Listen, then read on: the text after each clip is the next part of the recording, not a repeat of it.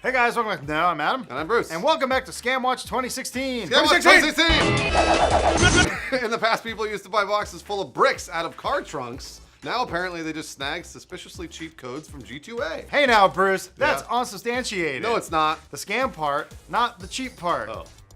G2A codes are cheap as hell. That's true. That is a thing. Regardless, the online code retailer has run afoul of another game developer, Tiny Build Games. Developers of No Time to Explain and publishers of Punch Club and Speedrunners recently detailed their issues with the key distributor in a blog post on tinybuild.com. And before we dive into the story, we should first explain how G2A works. The post written by Tiny Build CEO Alex, Nichiporchik? Nichiporchik. That's the one. Nichiporchik, yeah, there you go. We learned a new word today. Described G2A as eBay for game keys. This is a pretty great summary. What the hell is G2A, Lawrence? In the best of circumstances, it just provides a way for gamers to sell unused copies of digital games. Often these are codes you get with bundles or promotions that you either don't have or don't want or already have, whatever. Rather than try and find someone on your Steam's friend list that doesn't already have a copy of Bad Rats, you can just sell it back for a couple bucks on G2A. Ideally, everybody wins in that scenario. The original developer got revenue from the original sale, you get a couple of bucks for the code you weren't going to use, and somebody out there gets a cheap copy of the game. It's wins all around, right? Yeah, absolutely. Everyone's winning. No, as Nichiporchik describes, boy, that's hard to say, this business model is fundamentally flawed and facilitates a black market economy. Oh no, don't make it a race issue. So apparently there are key resellers that have a whole routine set up. These entrepreneurs will buy stolen credit cards in bulk on the dark web, buy tons of game codes off of bundle sites, and then sell those keys back through G2A. Yeah, so once the credit cards are discovered as fraudulent, the original key sellers are then hit with chargebacks. That means that essentially a key reseller got a load of codes without paying for them and then sold those to other players that have no idea they're getting a stolen code. Nichiporchik summarizes the problem directly by saying, quote, G2A are facilitating a fraud-fueled economy where key resellers are being hit with tons of stolen credit card transactions, and these websites are now growing rapidly due to low pricing of game keys. Right, he backs up all this rhetoric with some math too. Nichiporchik posted unit sales and average unit price data he received from G2A, and the results are not great, right, Lawrence? Yes, across the 3 games sold, G2A's total revenue amounted to $197,000. Sounds like a lot, but those same number of sales, had they gone through full retail, would have brought in $450,000 of revenue. So to put that another way, even when sales on G2A are legitimate, as in there's no chargebacks and Tiny Build actually got money from that sale, they still resulted in less than half of retail's revenue. So even when G2A is functioning as intended, it's still cutting their profits by half. Got it. Interesting. And to Nichiporchik's credit, he apparently tried every avenue to resolve this problem with G2A. Okay. But according to him, G2A was largely unconcerned with his problems. They probably like their money. Essentially, G2A wanted a full list of compromised codes and suggested that Tiny Build sell direct on G2A to compete with their own key resellers directly. Wow. So why can't Tiny Build just do that? Well, since keys are sold in bundles combined with other keys, it's nearly impossible to track down which specific codes were fraudulently purchased. Yeah, either Tiny Build would have to dedicate lots of time and people to investigating specific codes, or they'd have to deactivate full batches of them, which would include legitimate customers or those who had unwittingly purchased fraudulent codes. Either situation isn't exactly good for the end consumer. Yeah, it really isn't. As far as direct competition goes, that doesn't really work out. As the previous sales data shows, Tiny Build would have to sell their games at less than half just to compete with key resellers that may have been stealing their product in the first place. Oh boy. There's more notes on this, right, Lawrence? Boy, it gets messy. So It already is. yeah, Nichiporchik makes specific note in his post to state that not all partner resellers are as problematic as G2A, these particularly bundle resellers. He writes, quote, I can confirm without a doubt that these partners do not resell their keys. And then he lists Humble Bundle, Bundle Stars, Indie Game Stand, and Indie Gala. He goes on to say, there are trusted partners and everything you buy from them is legit. So what's going on? Yeah.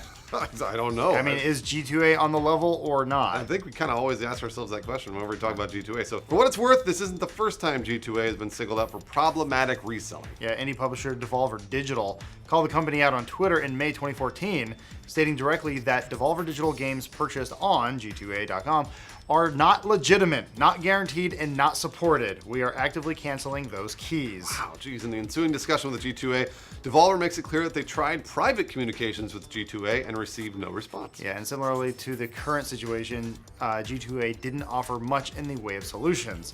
Granted, that's just over Twitter. It's possible a more meaningful discussion did happen in private, but we don't know. Most notably, there's the whole deal with League of Legends and Riot Games, right? Yeah, this happened pretty recently, actually. So in October 2015, Riot actually banned G2A as a sponsor for any team participating in the League Championship Series, citing their selling of leveled League of Legends accounts, which is a violation of their terms of service. Yeah. G2A is pretty popular at that strata of gaming. You might see a lot of Twitch streams, a lot of burgeoning esports players with G2A sponsorships. It's because they have an affiliate program that seems pretty generous. Regardless, that was a pretty big deal because a lot of companies were repping them at the time and getting revenue from that. So for them to just cut all that out was a pretty sincere move by Riot's part. Yeah, it's a huge deal. So as always, we leave you with a question, and what does this mean for you guys? In the most practical terms, you probably shouldn't buy codes from G2A if you're concerned about potentially receiving a stolen code. Yeah, odds are they won't get deactivated, though, based on the situation TinyBuild described previously. Yeah, on a more moral level, you'll just have to decide for yourself if you're okay supporting a market that undercuts game developers, right, Lawrence? Yeah. To me, this is similar to GameStop's used games and things like that. That was a big dust-up about 10 years ago at this point. yeah. A lot of big publishers were saying that the used market was completely undercutting their revenues. Right. A lot of customers didn't give a shit because games were already expensive and they needed a bit of a price break. So this is kind of in that situation, but not as easy to paint down. Yeah. I mean, you guys may enjoy sticking it to Activision or Electronic Arts. Those bastards, fuck you for Evil Battlefront. corporations. Yeah, right. But TinyBuild is a little less villainous.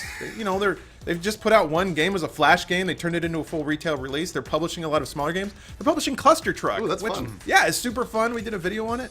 So it's really hard to paint them as like the greedy assholes in this situation. I'm not going to say that you should or shouldn't do anything, but maybe consider that when you're trying to save $10 on a game. Yeah, that's true. As far as our analysis goes, there is an established precedent that could work against G2A if this ever escalates to a legal battle. Yeah, presumably G2A is in the clear since they're just providing a service on which illegal actions happen to occur. People sell stolen shit on eBay all the time, and eBay doesn't get in trouble for it. Nope, just the middleman. So, however, something slightly more analogous happened nearly 20 years ago. Okay. Do you guys remember Napster? Hello? I'm thinking- Lars? Napoleon says he does, but Good. Thank God. Okay, Oh. good. He only remembers it from the hit film The Social Network, now on G2A.com. Tell him Adam sent you. Either, regardless, Napster was one of the internet's first mass file sharing services. As such, it almost immediately drew the ire of the music industry. Yeah, that's right. The Recording Industry Association of America sued the company in December 1999, leading to its eventual shutdown. The lawsuit established a precedent that a service provider is also responsible for the infractions that occur on that service. Oh, wow. Or at the very least, they must show a good faith effort at preventing those infractions. Realistically, there's no way an indie developer like TinyBuild or Devolver Digital could bring a similar lawsuit to G2A. However, if G2A gets on the wrong side of Activision or Electronic Arts, that could be another story. Yeah, that's true. For now, it just seems that G2A will continue operating as usual, even if it is making enemies in the game development space. Yeah, but what do you guys think, Lawrence? I'm talking to you, Lawrence. What do you think? I have the luxury of having disposable income, so it's very easy for me to say, I want to buy all my games at full retail and support the people who make them, especially when it comes to indie developers that may be trying to fund less common games, ones that may be a little more offbeat. I can say that. I have the luxury of saying that because I can kick $10 here and there to a game. I know, like for people in college or people in high school, people that may not have very good paying jobs yet, it's a little harder to make that argument. When you really want to play games but you can barely afford food, you find a way to make it work. So I can see both sides to this. It's tough. I think ideally everybody would do everything the exact right way. I have the luxury of doing that, so that's kind of where I get to sit. If I'm just going to buy the game, I'm just going to buy the game. I'm going to buy it, like retail or whatever through Origin or Steam or whatever. But if I'm not going to buy the game, I wouldn't do this, but maybe you'd pirate it. Maybe you just get it for free instead. Again, not encouraging it. It doesn't make any sense to me to go halfway down the middle with G2A where they're basically selling stolen codes and taking people's money and stuff like that. That doesn't make any sense because at that point, I think you're just hurting the industry. Also, piracy is hurting the industry too. But that's what, if it were me and I wanted to save money, that's what I would do. But I'm not gonna, I don't do that. Like, it's all illegal. Nobody's endorsing anything. Just sell drugs. Also, I found a rash on my leg last night. That was weird. Uh-oh. Maybe heat related. Yeah, it's probably definitely heat I related. found a zit on my lip. Uh-oh. And I thought it was a cold sore too, just like the rest of you. And then I was like, no, that's That is it. That's white, and I'm like, what is it? And then I just went, Did you pop it? I popped it, and it Yeah. can't, and it was. I thought like maybe this is ball gag related, like maybe those ball gags that Lawrence got weren't washed. That makes sense. And I had a fucking canker sore because herpes man used it before me. They were new in wrapper. Yeah, they were brand new. Doesn't mean they didn't try them out on the assembly line in China.